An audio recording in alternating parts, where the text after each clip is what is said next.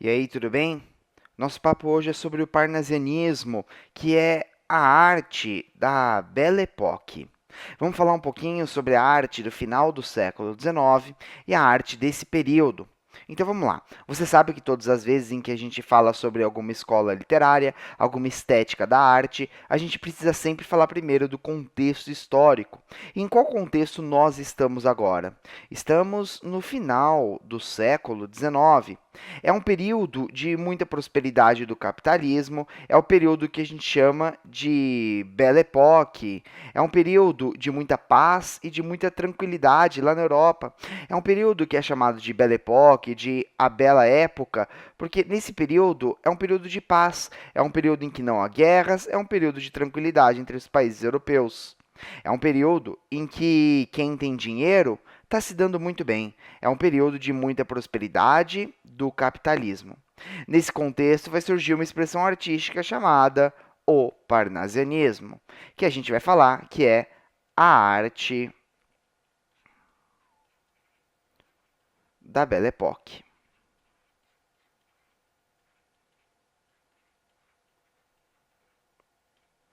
A gente já falou em momentos passados sobre outras expressões artísticas do século XIX.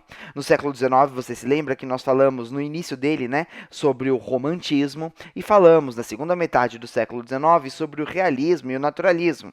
O realismo e o naturalismo eles vão se desenvolver na prosa. Agora a gente vai falar da expressão na poesia do realismo e do naturalismo, que é o parnasianismo. Então, o parnasianismo é a expressão poética do realismo, é a expressão poética do século XIX. E quais são as características fundamentais dessa estética? Quais são as características mais importantes do parnasianismo? Quando a gente fala de parnasianismo, você tem que sempre se lembrar que a gente está falando de uma estética que vai contra o romantismo. Então, é a reação ao romantismo.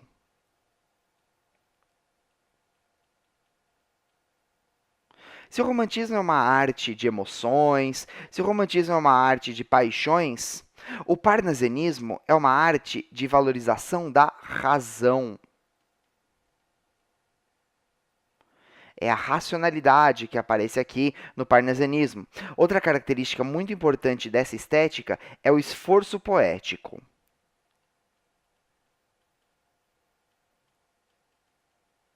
E o que é o esforço poético? O poeta ele valoriza muito mais o seu trabalho do que a inspiração. Então, o trabalho é muito maior do que a inspiração.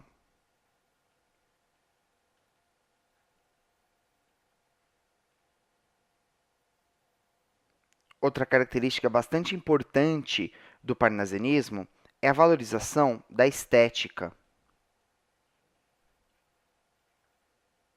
A aparência é muito importante para os artistas parnasianos.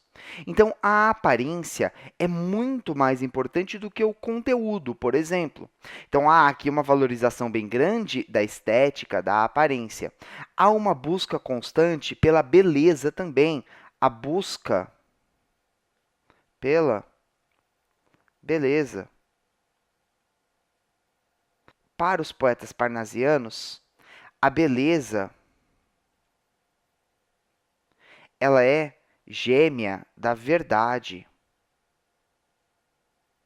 Você só atinge uma verdade, uma perfeição no momento em que você atingir a beleza. Então, esses caras aqui do parnasianismo, eles valorizam muito a perfeição formal. Exatamente por isso, eles valorizam também o poema que tem um vocabulário bastante erudito. É aquele vocabulário bastante elevado. Quanto mais difíceis forem as palavras, melhor o poema é. Então você entende que esses caras do parnasianismo, eles valorizam bastante a regularidade métrica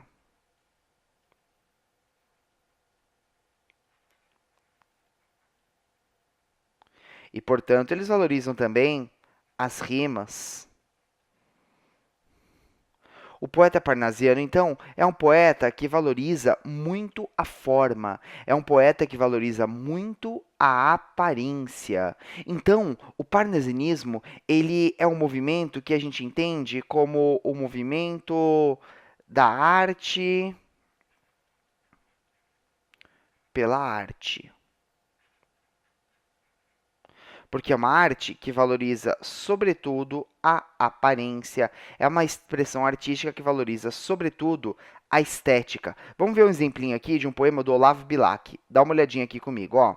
Não se mostre na fábrica o suplício do mestre, e, natural, o efeito agrade, sem lembrar os endames do edifício. Porque a beleza, gêmea da verdade, arte pura, inimiga do artifício, é a força e a graça na simplicidade.